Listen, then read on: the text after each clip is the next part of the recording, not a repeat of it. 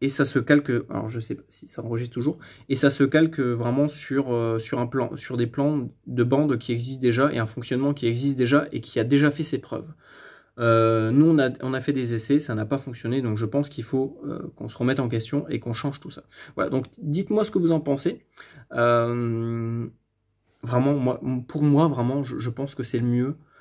Ça évitera de gêner les randonneurs avec des communications d'urgence, ça évitera de gêner des PMRistes avec des communications de scouts. Enfin, vous voyez, il faut vraiment tout bien structurer.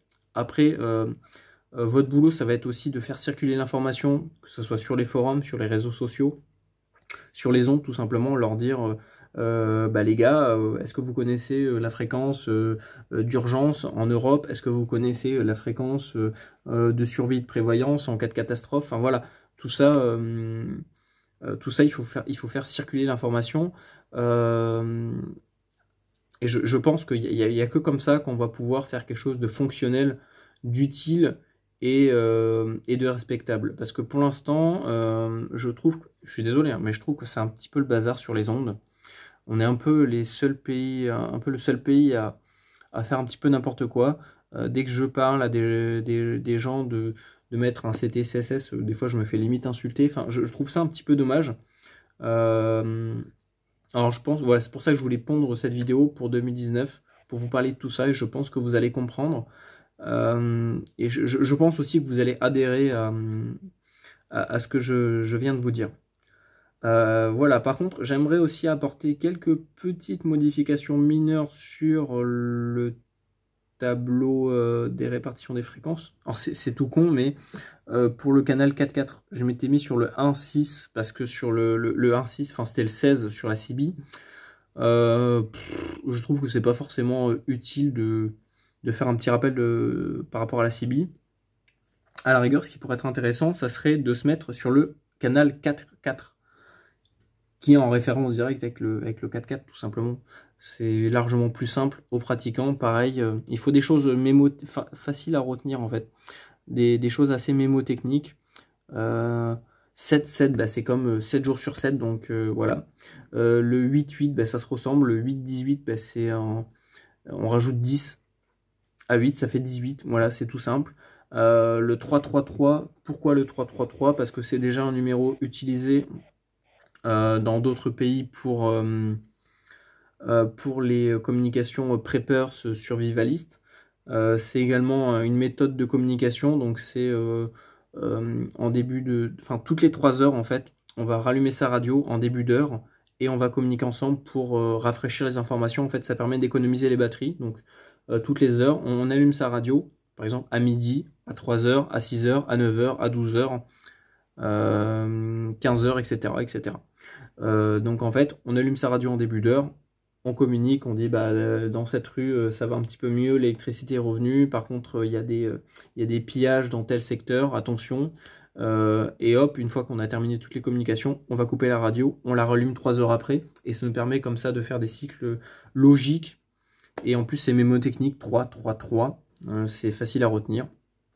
112, bah, c'est le numéro d'urgence européen, c'est pas du tout bête hein, ce qu'ils ont fait dans les autres pays. Le 1.9, bah, c'est 19, c'est le canal d'appel sur la route, sur la CB. Et pour moi, le 1.6, je pense que le mieux, ça serait de le mettre en 4.4, tout simplement. En plus, il n'y a rien d'attribué sur le 4, donc pourquoi pas. Vraiment, le but, ça serait que tous les pratiquants puissent, enfin, les pratiquants de n'importe quelle pratique, enfin, oui, voilà, les pratiquants de n'importe quelle pratique, puissent avoir vraiment une fréquence destinée à leur loisir. Et ça permet vraiment d'organiser. C'est pas en fait, c'est pas forcément de séparer les gens parce qu'en fait, on est tous sur les mêmes fréquences, on est sur du PMR. Il suffit juste de changer de canal et ça nous permet d'être sur une autre fréquence. Donc, au final, c'est pas pour séparer les gens, mais au contraire pour mieux organiser les communications. C'est pas plus simple que ça. Donc voilà, pour moi, le 4.4, il faudrait le mettre sur le canal 4.4, tout simplement. Et après, qu'est-ce que je voulais modifier d'autre? Bah, je pense que c'est tout bon. Je crois que j'ai oublié, j'ai oublié la fréquence pour les pilotes de drone, ça c'est aussi très important. Je pense qu'il faudrait vraiment le mettre. Ah oui, voilà, et en distribuant des flyers dans Decathlon parce qu'ils vendent du matériel, j'ai discuté un petit peu avec un chasseur, et alors je lui ai un petit peu présenté le projet du canal 7.7, et il m'a dit, ah c'est pas bête du tout, parce que ça pourrait permettre à des chasseurs de rentrer en communication avec des randonneurs pour les avertir des battues et des chasses en cours. Alors c'est pas bête du tout ce qu'il a dit, ça m'a fait penser à quelque chose, donc je pense qu'il faudrait le prendre dans l'autre sens.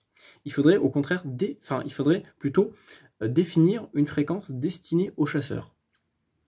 Au moins tous les chasseurs pourront se mettre sur la même fréquence, pourront s'avertir entre eux, parce que des fois il y a des battus, pas forcément dans les mêmes secteurs, mais des fois ils se rejoignent sans forcément savoir. S'ils sont sur des fréquences différentes, ils peuvent pas forcément savoir qu'il y a une battue à côté. Enfin, je pense que l'information circule quand même entre eux, mais le fait de mettre tout le monde sur la même fréquence, je pense que ça permettrait par exemple à n'importe quel promeneur équipé d'une radio de se brancher sur le canal, déjà de savoir ce qui se passe, parce que je pense que c'est très important de savoir ce qui se passe, si c'est une chasse à court, si c'est une battue, si c'est une chasse, je sais pas moi, une chasse autre, hein, je sais pas trop ce qu'il existe dans le milieu de la chasse.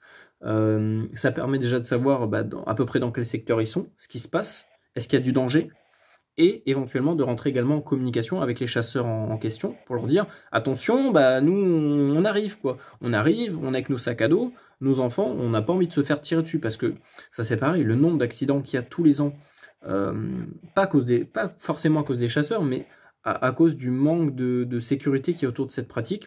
Je pense que le fait de définir une fréquence destinée aux chasseurs, il y a des régions qui ont ça, hein. Eux, carrément, ils ont des fréquences professionnelles, mais ils ont une seule fréquence pour tout le département, et ça fonctionne très bien. Il n'y a pas de perturbation entre eux.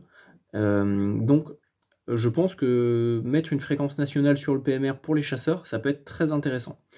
Ça permettra vraiment d'éviter des risques, des accidents et des morts sans raison, en fait.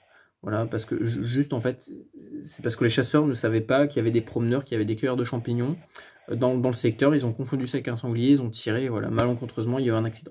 Donc je pense que ça pourrait éventuellement aussi permettre d'éviter ce genre de risque. Donc je pense que c'est tout. Donc voilà, si vous êtes chasseur, si voilà, de n'importe quelle pratique, si vous voulez avoir une fréquence pour votre pratique, n'hésitez pas à la proposer, hein. Moi j'en parlerai, j'essaierai d'en faire la promotion, et voilà quoi, c'est super. Donc je pense que comme ça on peut arriver à mieux s'organiser et mieux sécuriser nos pratiques. Tout simplement, le but c'est vraiment de sécuriser nos pratiques. Voilà. Donc c'est tout pour moi. Je pense que j'ai fait vraiment le tour de tout ce qu'il y avait. Voilà. Donc n'hésitez pas, si vous avez des questions, n'importe quoi, n'hésitez pas à les laisser en commentaire. N'hésitez pas surtout à partager l'information, à promouvoir les différentes fréquences autour de vous, voilà, à proposer des idées. Enfin voilà, moi je suis ouvert à tout tant que ça reste respectueux, donc c'est pas juste pour dire c'est de la merde, parce que voilà, ça j'en ai. Alors ça c'est pareil hein, pour les gens qui regardent la vidéo. Ce que je vais faire maintenant, parce que j'ai un petit logiciel de montage, là pour le coup je vais pas faire de montage, mais pour les prochaines vidéos je pense en faire. En fait, chaque fin de vidéo, je ferai une compilation des meilleurs commentaires. Donc que ça soit sur YouTube, sur Facebook, enfin voilà, vraiment partout. Je vous ferai, alors à chaque fois, pour chaque vidéo, je vous présenterai par exemple d'autres, non, je vous mettrai un commentaire, donc le commentaire du mois, donc ça sera la perle. Voilà, je vous la présenterai en fin de vidéo et on va bien rigoler. Voilà, donc bonne journée à vous. J'espère que vous avez compris vraiment mon approche, que vous allez peut-être adhérer à mon projet. Et je vous dis à la prochaine, je vous tiendrai au courant. Ah oui, voilà, et dernière information, n'hésitez pas à rejoindre le groupe Facebook, donc le nom c'est FCF, Groupe Fréquence Citoyenne Française. N'hésitez pas à faire une demande dessus. C'est là-dessus qu'on échange maintenant pour faire avancer des projets, pour lancer des nouveaux projets, pour se mettre d'accord, pour partager de l'information. Voilà, donc j'ai également créé un petit groupe qui est destiné à la pratique du SOTA, donc c'est les activations sur point haut. Donc c'est France SOTA bande libre plus RA, donc radio amateur. Donc en gros c'est vraiment un groupe ouvert à tout le monde, parce que je pars du principe où on a tous la même pratique et on devrait tous avoir un petit endroit où se retrouver tous ensemble pour parler et échanger de manière courtoise autour de notre passion. Donc n'hésitez pas également à rejoindre le groupe si vous voulez pratiquer la sota, si vous ne connaissez pas et que vous voulez découvrir cette pratique. J'ai également fait un groupe Facebook. Désolé, je bois parce que je commence à avoir mal à la gorge. Heureusement que je mets du miel. J'ai également lancé un groupe Facebook destiné aux randonneurs. Donc si vous êtes randonneur, n'hésitez pas à venir vous y inscrire. Donc c'est France Randonnée Signalement, je crois. Départ Signalement. Enfin, dans tous les cas, si vous suivez le compte Instagram ou le compte Facebook de Fréquence Citoyenne Française, je mettrai toutes ces informations-là directement sur la page. Ça vous permettra de le rejoindre plus rapidement. Donc en fait, ce groupe est destiné aux randonneurs. Donc si jamais vous partez en voyage, en rando, sur 1 jour, 2 jours, 1 semaine, 1 mois, ou si vous êtes juste de passage dans un secteur, ça vous permet tout simplement de mettre vos informations sur le groupe, enfin les informations que vous voulez mettre. Donc par exemple, je m'appelle Bernard, j'ai 35 ans, je suis habillé avec tel habit, je pars de ce matin sur le secteur BJW R3+, j'en sais rien, dans le département machin, je suis censé revenir ce soir. Si jamais, je suis joignable par exemple sur le canal 77 randonnée ou par téléphone au numéro machin bidule chouette. Si jamais j'ai un accident où vous n'avez pas d'informations, merci de contacter telle personne. Donc en fait le but voilà, c'est de poster votre départ en rando sur le groupe. Et après, le rôle des bénévoles, enfin des gens du groupe, parce qu'en fait on est censé s'auto-gérer, c'est vraiment le principe du groupe, c'est que voilà, si le soir où vous êtes censé rentrer chez vous, nous on n'a pas de retour, on n'a pas de message qui nous dit comme quoi vous êtes bien arrivé, et ben on peut se dire peut-être que Bernard il a eu un accident. Et en fait, il faut lancer une recherche parce que peut-être que c'est la nuit, peut-être qu'on est en hiver, peut-être qu'il fait froid, peut-être qu'il s'est pété une jambe, peut-être qu'il fait une hémorragie. Donc, il faut vraiment déclencher les secours le plus vite possible pour lancer une recherche. Et ça permet également, par exemple, de contacter votre famille en disant, écoutez, Bernard, on n'a eu aucune nouvelle de Bernard, on ne sait pas ce qu'il en est, est-ce que vous avez des informations? Et ça permet comme ça de se sécuriser entre nous au niveau des pratiquants de la randonnée. Donc voilà, si jamais vous êtes un pratiquant, que vous voulez même dédier du temps, même si vous n'êtes pas pratiquant, si vous voulez dédier du temps pour la gestion de ce groupe, n'hésitez pas, moi régulièrement je poste des trucs dessus, mes départs en rando. Voilà, je participe un petit peu au groupe, donc n'hésitez pas à faire pareil, n'hésitez pas à le rejoindre, n'hésitez pas également à partager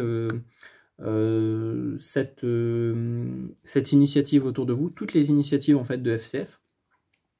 Par exemple, je sais pas moi, si vous connaissez des pompiers, n'importe quoi, qui veulent également venir se mettre pas en veille, oui, en veille sur le groupe, pour par exemple avoir des alertes de disparition, écoutez, ça sera avec grand plaisir. Moi, vraiment, le but, ça serait vraiment de sécuriser un peu toutes les pratiques pour qu'on ait le moindre risque possible et qu'on puisse s'alerter en temps voulu.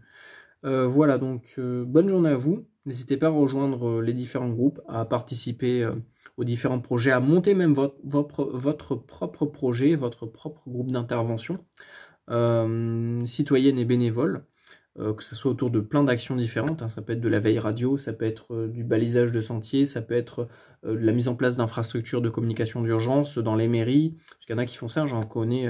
Bravo vraiment à ces gens-là, vraiment félicitations à vous, félicitations à tous les gens qui nous soutiennent depuis le début, ou même en cours de route, qui nous ont fait du don de matériel, qui nous ont fait des dons financiers pour financer les différents projets en cours. Vraiment, merci à tout le monde, merci aux bénévoles, merci aux participants, merci aux pratiquants, merci aux magasins qui nous ont accueillis, plus ou moins chaleureusement, qui ont accepté de partager l'information.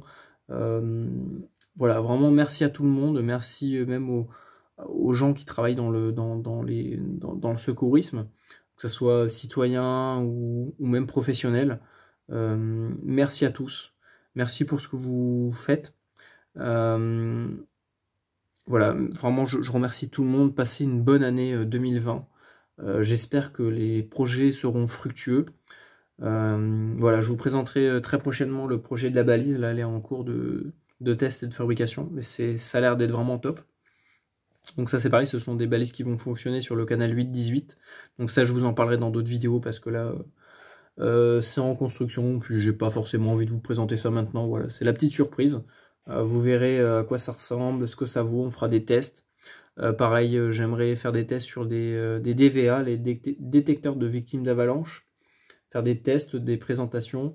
Là, je suis en train de chercher des magasins. Alors, j'ai déjà trouvé des magasins qui vendent des DVA. Ce sont des DVA numériques. J'aimerais essayer de faire un partenariat avec eux pour présenter le matériel, leur matériel, et faire des tests de compatibilité entre les anciennes et les nouvelles générations de DVA. Donc voilà, il y a plein de projets en cours, plein de projets en cours. Donc ça, tout ça, vous pouvez les retrouver également sur les forums. Alors je sais plus également exactement quel forum nous soutient et nous ont proposé nos partenaires. Je crois que c'est sur nos partenaires. Donc oui, voilà, sur nos partenaires, il y en a des nouveaux. Ça rame un peu parce que je passe par la 4G du téléphone. Désolé, hein, la vidéo dure 1 heure, mais c'était vraiment très important. Donc voilà, il y a la Planète Cibi francophone.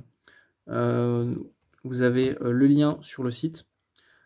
Vous avez également pmr446.lpd433.cibi.xoit.eu qui nous a chaleureusement prêté une partie, quelques rubriques, enfin qui nous ont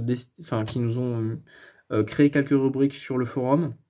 Donc ça, pour l'instant, je suis désolé, je suis pas tellement actif là-dessus, mais n'hésitez pas, pareil, à y participer, à présenter vos projets, vos installations. Voilà. Merci à tous, merci à tous les partenaires. Donc voilà, les partenaires sont là. Donc je crois qu'il en manque encore un autre magasin. Mince, normalement j'avais mis Decathlon. Il n'y a pas Decathlon. C'est quoi cette connerie? Ah bah, enfin, bref. Voilà, merci à tous et je vous dis à une prochaine.